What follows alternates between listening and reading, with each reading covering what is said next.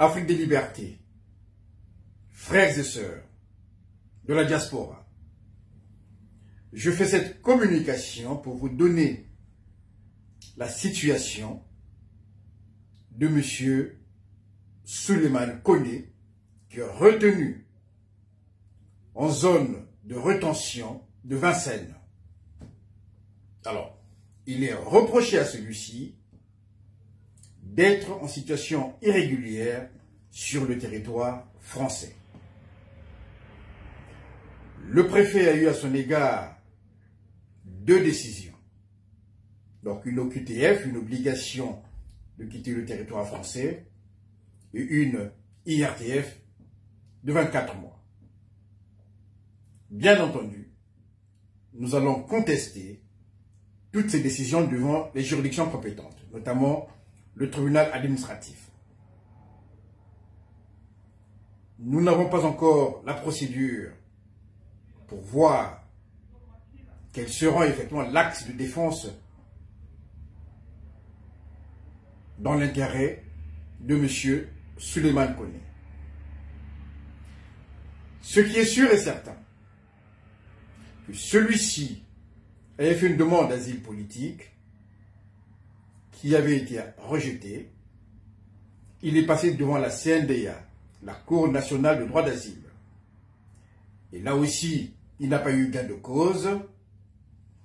Il a fait une demande de réexamen de son dossier qui avait été jugé irrecevable. Et M. Koné depuis a sollicité donc un rendez-vous à la préfecture pour qu'il soit régularisé à un autre titre, puisqu'il a un enfant sur le territoire français qui est scolarisé. Et à ce titre, il a eu une convocation pour septembre à la préfecture. Alors, je n'ai pas encore eu l'intégralité de la procédure. J'en ai fait la demande à l'instant devant le greffe du juge des libertés et de la détention du tribunal judiciaire de Paris. Et j'attends que cette procédure me soit adressée par mail. Alors, ce que je vais dire, c'est que M. Koné ne trouble pas l'ordre public. M. Koné a fait une demande de régularisation, puisqu'il justifie d'une convocation pour le mois de septembre prochain à la préfecture. Ce qui est bizarre dans cette procédure, ce sont les conditions d'interpellation de M. Souleymane Koné. Pour un sans-papier ou pour une personne qui cherche à régulariser sa situation administrative, que la préfecture puisse envoyer des policiers portant des cagoules. Je tiens à préciser que une cagoule n'est autorisée que dans des circonstances exceptionnelles. Et généralement, lorsqu'il s'agit des opérations antiterroristes, le grand banditisme, le transfert des détenus dangereux, on n'est pas non plus en déploiement de maintien de l'ordre justifiant des cagoules inifugées.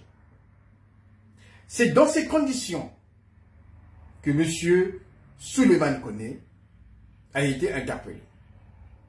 Les policiers ont monté une surveillance, un dispositif de surveillance devant son domicile, et quand il est sorti, ils l'ont tout de suite reconnu et il a été interpellé violemment. Alors, ce sont ces conditions-là qui nous interpellent. Ces conditions d'interpellation qui laissent supposer que derrière l'affaire Koné, il y a une main noire. Alors, j'aurai la procédure demain et je vous assure que nous allons mettre toute notre compétence, toute notre expertise, afin que notre frère soit libéré. Car si par malheur, il est renvoyé en Côte d'Ivoire, eh bien, M. Alassane Ouattara, on fera ce qu'il voudra. Vous connaissez la suite. Pas de panique. Monsieur Koné se porte bien. Il a le moral.